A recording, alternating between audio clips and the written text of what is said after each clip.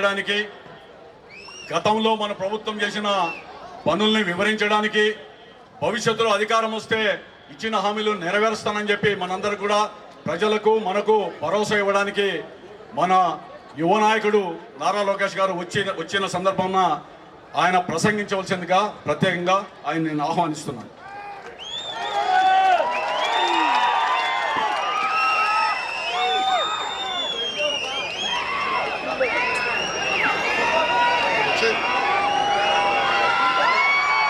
ఏం చేస్తావా?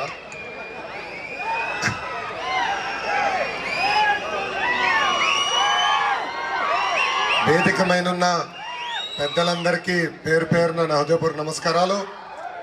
ఈరోజు ఈ శంకరరావు సమావేశానికి విచ్చేసిన అనంతపురం ప్రజలకి, జన సైనికులకి, పసుపు సైన్యానికి పేరు పేరున నా హృదయపూర్వక ధన్యవాదములు. జిల్లాలో అడుగుపెట్టిన దగ్గర నుంచి చూస్తున్నా ఉమ్మడి అనంత యూత్ పవర్ అదిరిపోయింది. లేపాక్షి వీరభద్ర ఆలయం, ప్రశాంతి నిలయం, చిన్న కేశవ స్వామి దేవాలయం ఉన్న పుణ్యభూమి ఈ అనంత. భారతదేశంలో ఎక్కడ కియా కారు కంపడితే గుర్తొచ్చేది ఈ అనంతపురం జిల్లా.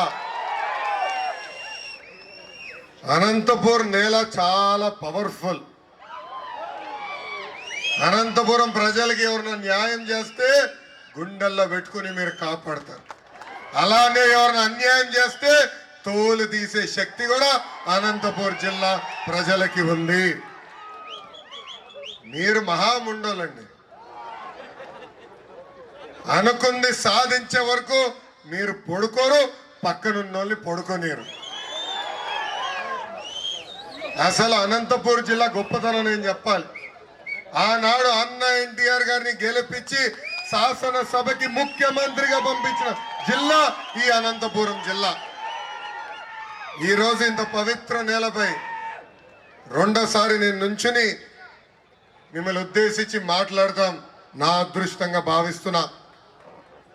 మన రాష్ట్రంలో ఒక బిల్డప్ బాబాయ్ ఉన్నాడండి. ఆ బిల్డప్ బాబాయ్ పేరేంటి? ఆ బిల్డప్ బాబాయ్ పేరేంటి? జగన్. బిల్డప్ బాబాయ్ సిద్ధం సభలు పెట్టాడు. జనరల్ గా ఎవరైనా ఒక పులి వస్తే, సింహం వస్తే భయపడతారు. కానీ బిల్డప్ బాబాయ్ డ్రోన్ చూసి భయపడిపోయాడండి. విచిత్రం ఏంటంటే మొత్తం సభలో గ్రీన్ మ్యాట్లు వేశారు. నాకే అర్థమోలా. మనం కూడా ఎన్నో సభలు చేశాం. గ్రీన్ మ్యాట్లు ఎందుకు వేసుకున్నారా అని అన్నాం. తర్వాత మనల్ని చెప్పారు గ్రాఫిక్స్ చూపించేదానికి గ్రీన్ మ్యాట్లు వేశారు సార్ అని.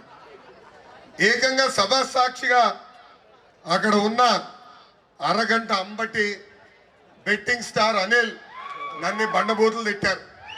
వాళ్ళకి చెప్తున్నా, ఎందుకయ్యా డ్రోన్ చూసి పిల్లల్లాగా మీరు భయపడుతున్నారు? వాళ్ళే ఆ సభలో చెప్పారు, చూడండి అక్కడ ఒక డ్రోన్ ఉంది, ఖాళీ కుర్చీలు తీస్తున్నారని వాళ్ళే చెప్పే పరిస్థితి. అంటే వాళ్ళే ఒప్పుకున్నారు ఈ సభకి ఎవరు రాలేదని. అలా ఉంది ఈ పిల్లి జగన్ పరిస్థితి. బాహుబలి ట్రైలర్ లాగా చూపించారండి. సభకి వెళ్తే పులకేసి సినిమా చూసినట్టుంది. అది ఎవరైనా చూసారా సభ? ముఖ్యమంత్రి గారు చూస్తే నాకే జాలేసింది. భయం కంపడింది నాకు ఆయన మొహంలో, టెన్షన్ కంపడింది ఆయన మొహంలో. అప్పుడు అర్థమైంది తెలుగుదేశం, జనసేన, భారతీయ జనతా పార్టీ పొత్తు కుదిరింది కనుకనే ఈ రోజు ఈ జగన్ ఉచ్చబోసు పరిస్థితి మనందరం చూస్తున్నాం. జగన్ పని అయిపోయింది తల్లి.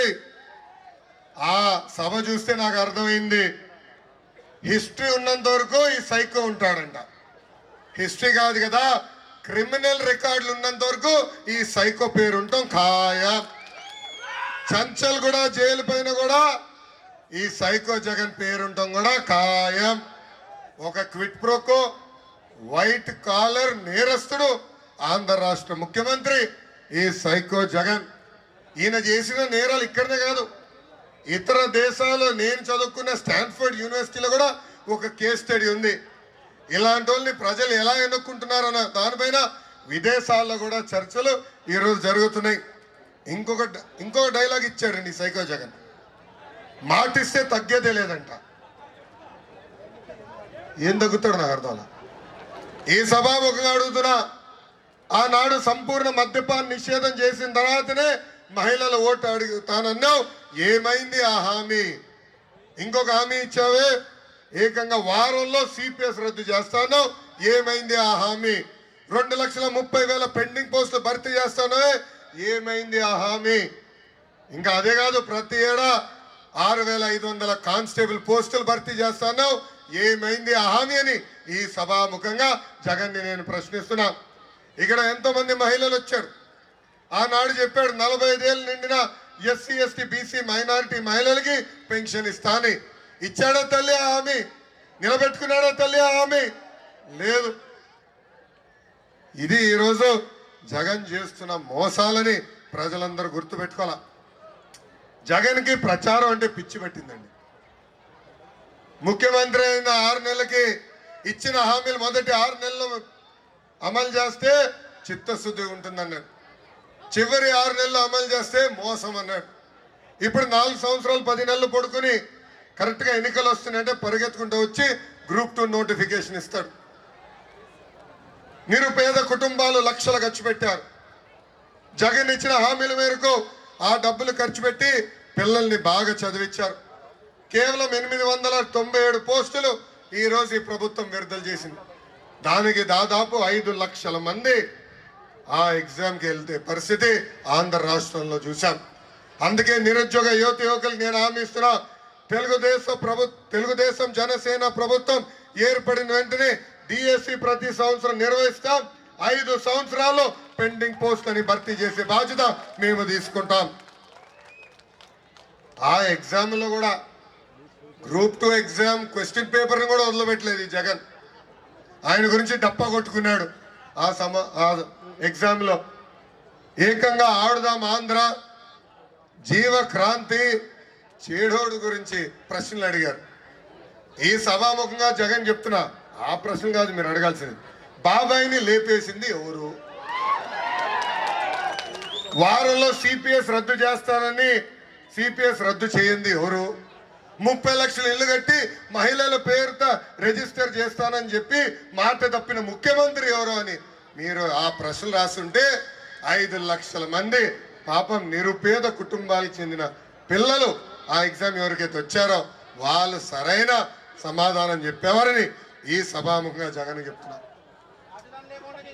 జగన్ ఇంకా ఉంది, అయిపోయింది అనుకున్నావా?